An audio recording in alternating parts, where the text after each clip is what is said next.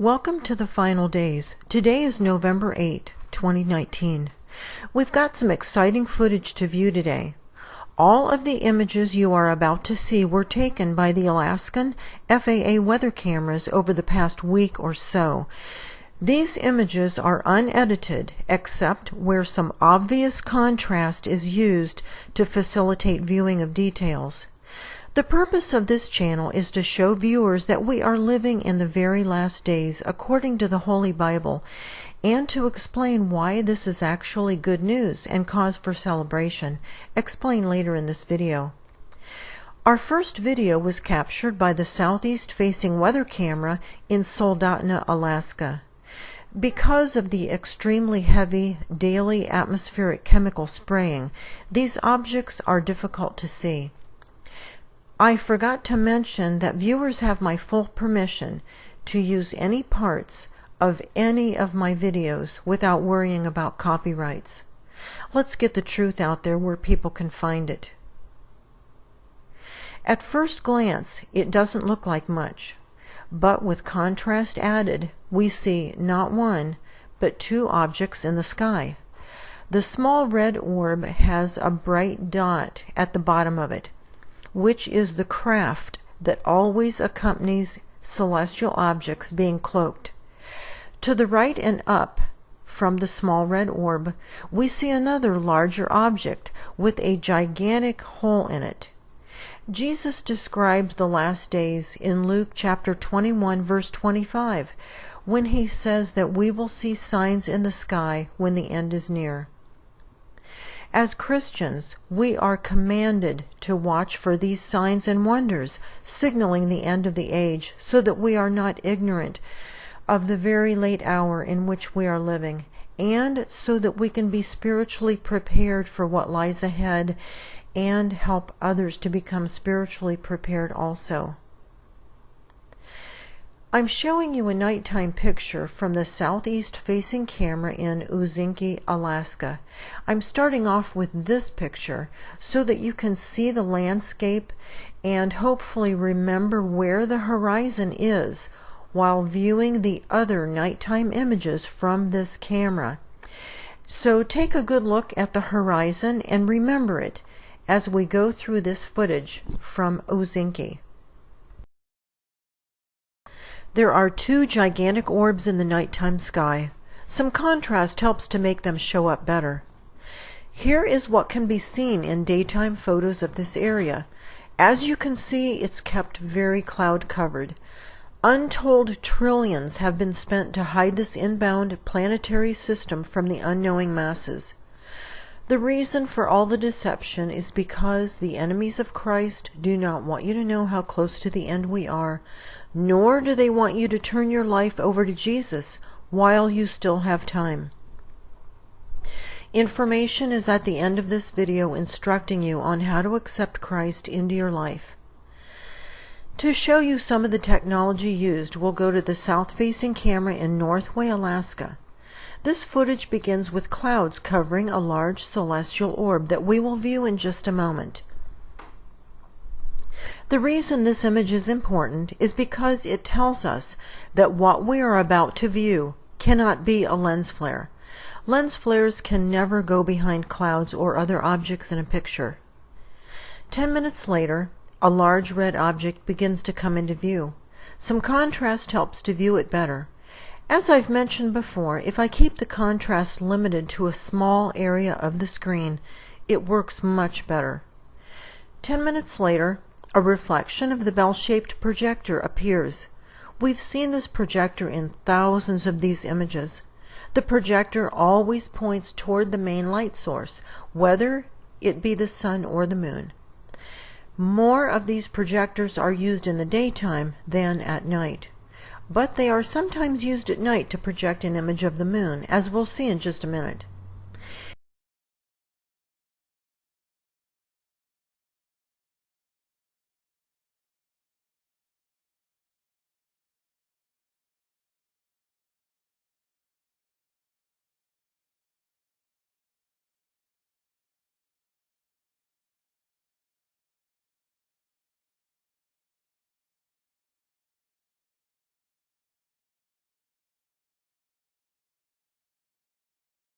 Here we see obvious craters in the red celestial orb. This is another telltale sign that it cannot possibly be a lens flare of the sun. Lens flares of the sun don't have craters. The Mountain Village camera shows us a reflection of both the projector and the object it is hiding. These are just reflections. Images such as these are almost always removed from these cameras. I was really surprised that this one was actually still available to the public. I only get what they miss. At night, the unused projectors are parked at the Point Lay Airport in Alaska. Upon checking this camera nightly, the number of parked projectors varies depending on what is being used at night. Back in March, we saw the projector being directed toward the moon on the Harris River Pass camera.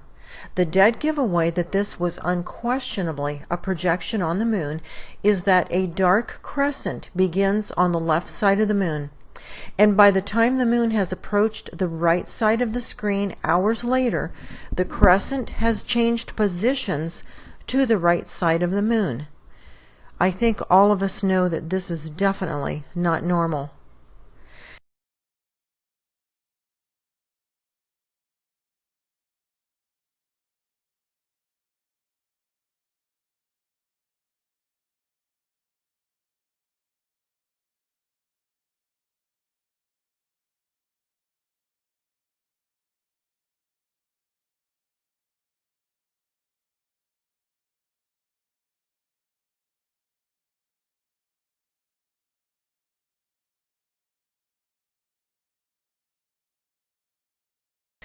The southwest-facing camera in Casa, Alaska shows 3 large orbs, 2 of which are easy to see with contrast added. 10 minutes later, we see the cloaking craft that is always present whenever celestial objects could be viewable. Please watch our April 26 video to see how this craft works to hide these celestial objects.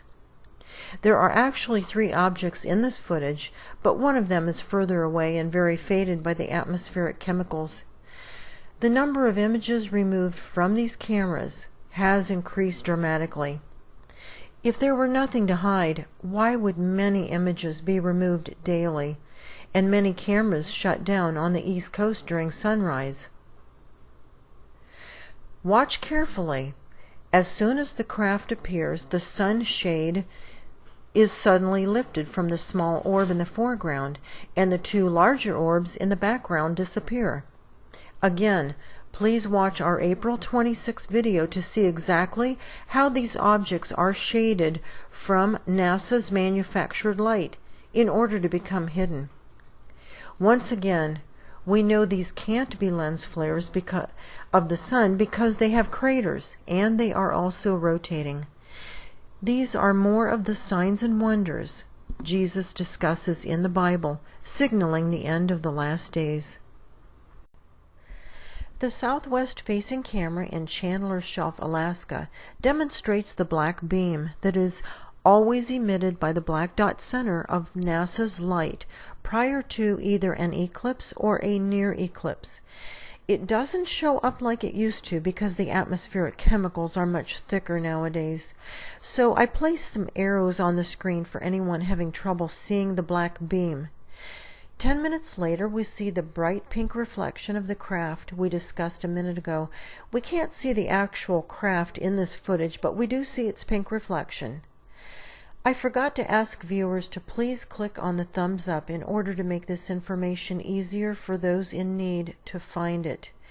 I don't have comments enabled for reasons explained in past videos, and clicking on the thumbs up helps to offset the lower search rankings caused by disabled comments.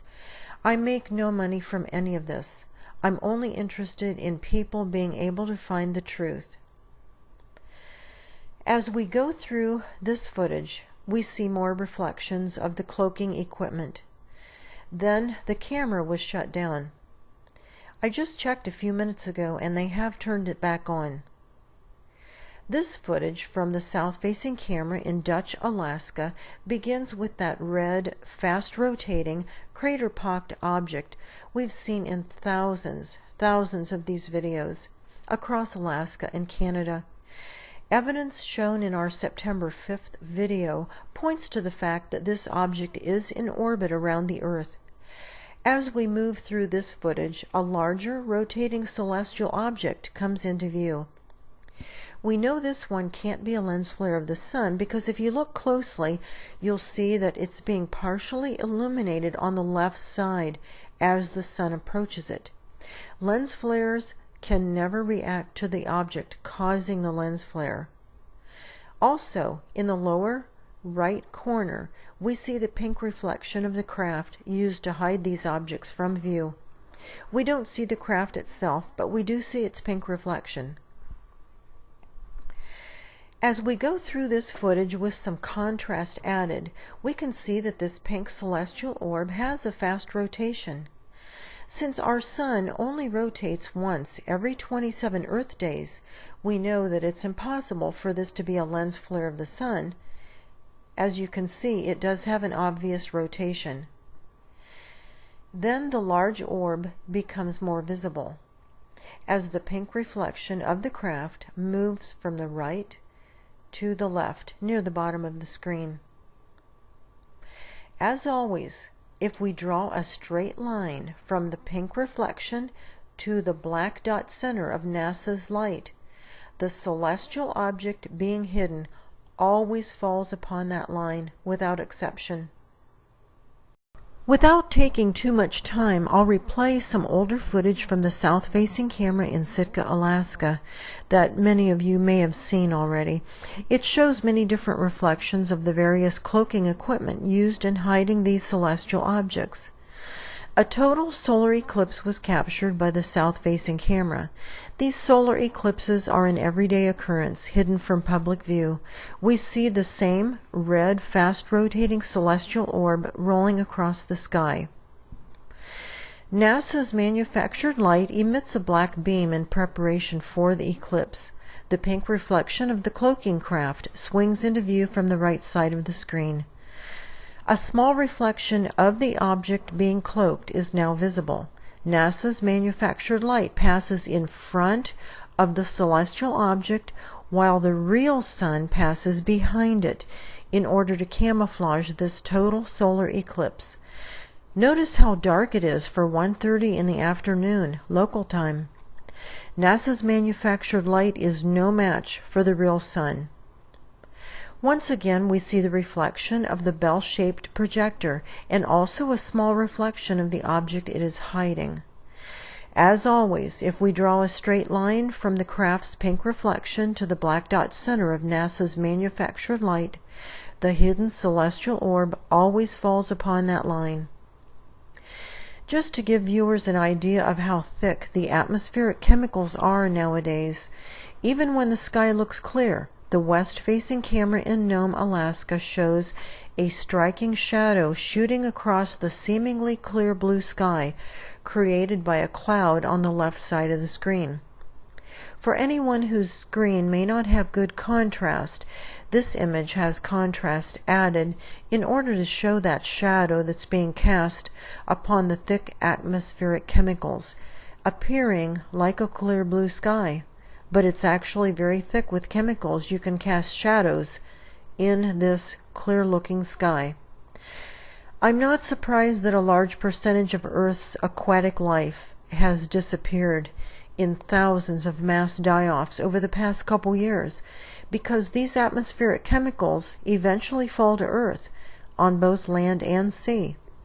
Aluminum levels in our soil are dangerously high, and this shows up in plants that grow in that soil, the results of which are discussed in our Bible's book of Revelation, which describes the end of times.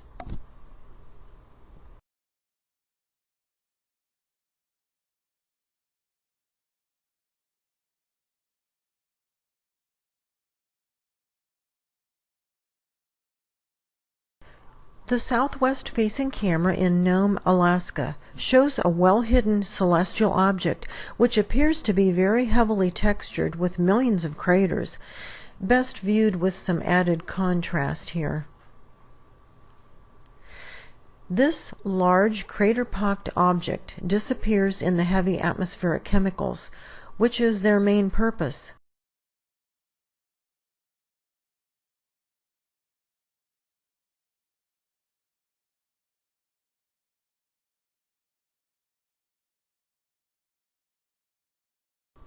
Later, we see the black dot center of NASA's manufactured light reflecting upon the water surface, proving that it's an actual piece of equipment and not a lighting or camera issue. This reflection is easily seen with the naked eye. We also see the pink reflection of the craft mentioned earlier.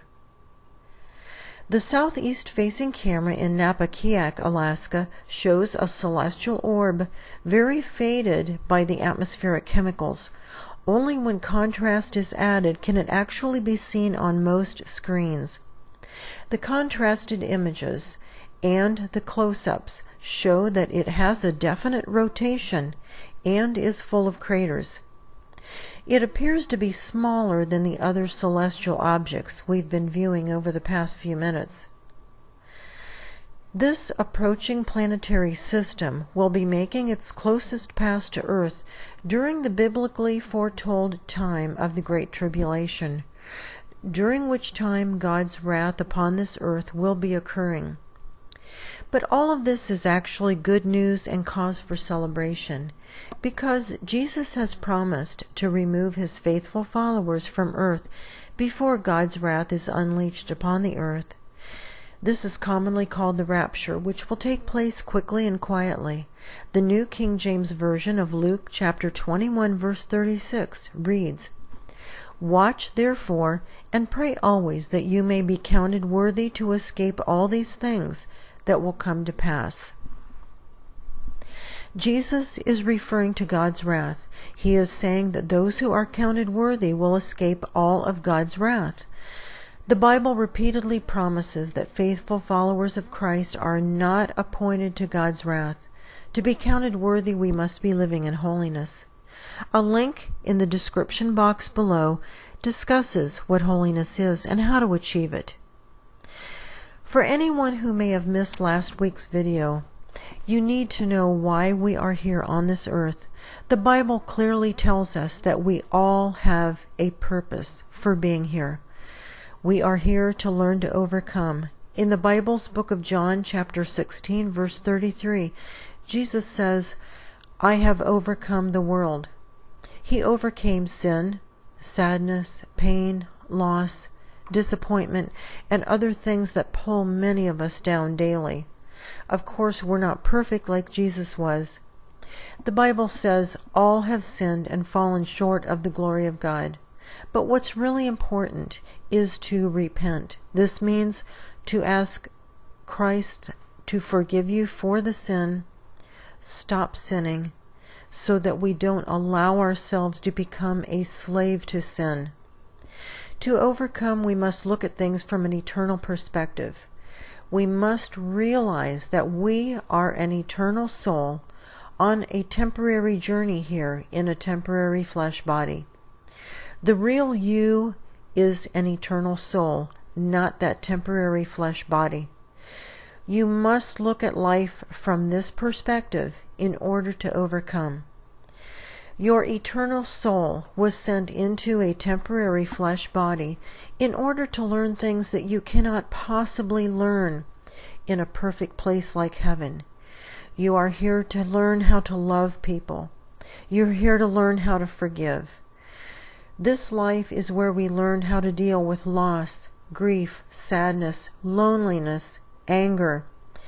Eventually, we learn compassion. If we happen to be one of the few with great abundance, then we must learn to be generous and let go of some of our wealth in order to help others. If we are born into this world without abundance, then we learn to live with less than others without comparing ourselves to those who have more.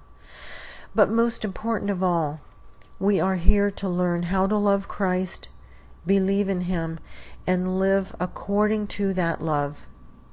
The next few screens will tell you how to accept Christ into your life. Simply pause the screens if you need more time to read the text.